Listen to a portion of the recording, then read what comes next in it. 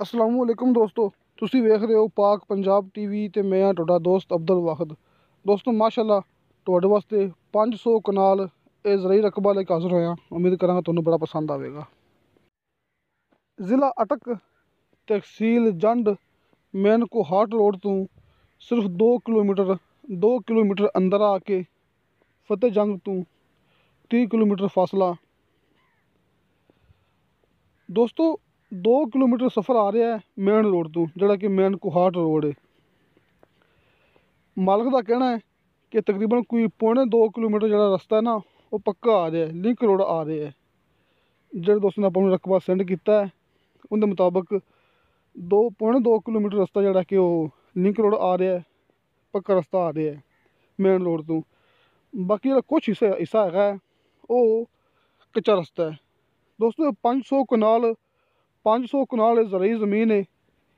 ਇਹਦੇ ਵਿੱਚ ਮਾਸ਼ਾਅੱਲਾ ਖਾਸ ਗੱਲ ਇਹ ਕਿ ਇਹ ਰਕਬਾ ਮੁਕੰਮਲ ਆਪਣਾ ਫਰੰਟ 'ਤੇ ਪਿਆ ਹੋਇਆ ਹੈ ਕਿ 1500 ਫੁੱਟ। ਦੋਸਤੋ 1500 ਫੁੱਟ ਇਸ ਰਕਬੇ ਦਾ ਅੰਦਾਜ਼ਨ ਫਰੰਟ ਹੈ। ਥੋੜ੍ਹਾ ਬਹੁਤਾ ਵੱਧ ਵੀ ਹੋ ਸਕਦਾ ਅਤੇ ਘੱਟ ਵੀ ਹੋ ਸਕਦਾ ਹੈ, ਲੇਕਿਨ ਜਿਹੜੇ ਦੋਸਤ ਨੇ ਆਪਾਂ ਨੂੰ ਸੈਂਡ ਕੀਤਾ ਹੈ ਉਹਦੇ ਮੁਤਾਬਕ 1500 ਫੁੱਟ ਇਸ 500 ਕਨਾਲ ਜ਼ਰਈ ਜ਼ਮੀਨ ਦਾ ਫਰੰਟ ਆ ਰਿਹਾ ਹੈ। ਜਿਹੜੇ ਦੋਸਤ ਨੇ ਆਪਾਂ ਨੂੰ ਇਹ ਰਕਬਾ ਸੈਂਡ ਕੀਤਾ ਹੈ, 500 ਕਨਾਲ ਜ਼ਮੀਨ ਦੀ ਵੀਡੀਓ ਸੈਂਡ ਕੀਤੀ ਹੈ, ਉਹਦਾ WhatsApp ਨੰਬਰ ਅਤੇ ਕਾਲ ਨੰਬਰ ਤੁਹਾਨੂੰ ਭਰਾਵਾਂ ਨੂੰ ਸਾਹਮਣੇ ਸਕਰੀਨ 'ਤੇ ਨਜ਼ਰ ਆ ਜਾਣਾ ਹੈ। ਤੁਸੀਂ ਉਸ 'ਤੇ ਕਾਲ ਵੀ ਕਰ ਸਕਦੇ ਜੀ ਅਤੇ WhatsApp 'ਤੇ ਮੈਸੇਜ ਵੀ ਕਰ ਸਕਦੇ ਜੀ। WhatsApp ਵੀ ਔਨ ਹੁੰਦੀ ਹੈ ਭਾਈ ਦੀ, ਅਤੇ ਭਾਈ ਦੇ ਕਾਲ ਨੰਬਰ ਵੈਸੇ ਵੀ ਇਹ ਔਨ ਹੁੰਦਾ ਹੈ। ਦੋਸਤੋ ਇੱਕ ਗੱਲ ਦੀ ਮੈਂ ਤੁਹਾਡੇ ਭਰਾਵਾਂ ਕੋਲੋਂ ਮਾਜ਼ਰਾ ਚਾਹੁੰਦਾ ਕਿ ਇਸ ਰਕਬੇ ਦੀ ਕੀਮਤ ਨਹੀਂ ਦੱਸੀ ਹੈਗੀ। ਭਾਈ ਨੇ ਕਿਹਾ ਸੀ ਕਿ ਰਕਬਾ ਇੰਤਹਾਈ ਸਸਤਾ ਹੈਗਾ ਹੈ, ਰਕਬਾ ਇੰਤਹਾਈ ਸਸਤਾ ਹੈ। ਜਿਹੜਾ ਰਕਬਾ ਖਰੀਦਣਾ ਚਾਹੇਗਾ ਉਹ ਮੇਰੇ WhatsApp ਨੰਬਰ 'ਤੇ ਕਾਲ ਨੰਬਰ 'ਤੇ ਰਾਬਤਾ ਕਰ ਸਕਦਾ ਹੈ, ਕਿਉਂਕਿ ਇਹਦੀ ਕੀਮਤ ਜਿਹੜੀ ਹੈਗੀ ਤੁਹਾਨੂੰ ਪਤਾ ਲੱਗੇਗਾ ਡਾਇਰੈਕਟ ਭਾਈ ਕੋਲੋਂ ਜਿਹਨੇ ਆਪਾਂ ਨੂੰ ਇਹ ਮੂਵੀ ਸੈਂਡ ਕੀਤੀ। ਦੋਸਤੋ ਮੇਰੀ ਰਿਹਾਇਸ਼ ਹੈਗੀ ਆਰਫ ਵਾਲਾ, ਜ਼ਿਲ੍ਹਾ ਪਾਕਪਤਨ। ਇੱਥੇ ਇਸ ਸਾਈਡ 'ਤੇ ਮੈਂ ਕੰਮ ਕਰਨਾ।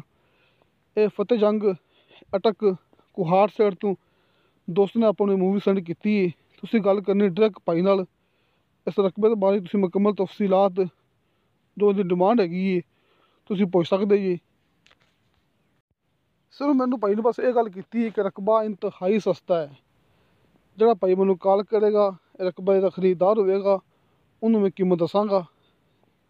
ਇਸ ਵਾਸਤੇ ਮਾਜ਼ਰਾ ਚਾਹੁੰਦਾ ਕਿ ਭਾਈ ਨੇ ਮੈਨੂੰ ਕੀਮਤ ਨਹੀਂ ਦੱਸੀ ਹੈਗੀ, ਲੇਕਿਨ ਮੈਂ ਉਹਨਾਂ ਦਾ WhatsApp ਨੰਬਰ ਅਤੇ ਕਾਲ ਨੰਬਰ ਜਿਸ ਤਰ੍ਹਾਂ ਕਿ ਤੁਹਾਨੂੰ ਭਰਾਵਾਂ ਨੂੰ ਸਾਹਮਣੇ ਸਕਰੀਨ 'ਤੇ ਨਜ਼ਰ ਆ ਜਾਣਾ ਹੈ, ਤੁਸੀਂ ਇਸ 'ਤੇ ਰਾਬਤਾ ਕਰ ਸਕਦੇ ਜੀ। ਕਿਉਂਕਿ ਜਿਹੜੇ ਭਾਈ ਮੌਕੇ 'ਤੇ ਮੌਜੂਦ ਹੁੰਦੇ ਨੇ, ਜਿਹੜਾ ਬੰਦਾ ਮੌਕੇ 'ਤੇ ਮੌਜੂਦ ਹੁੰਦਾ ਹੈ ਉਹਨੂੰ ਪਤਾ ਹੁੰਦਾ ਹੈ ਰਕਬੇ ਦੇ ਬਾਰੇ 'ਚ, ਕਿਉਂਕਿ ਮੈਂ ਰਕਬਾ ਨਹੀਂ ਦੇਖਿਆ ਹੈਗਾ।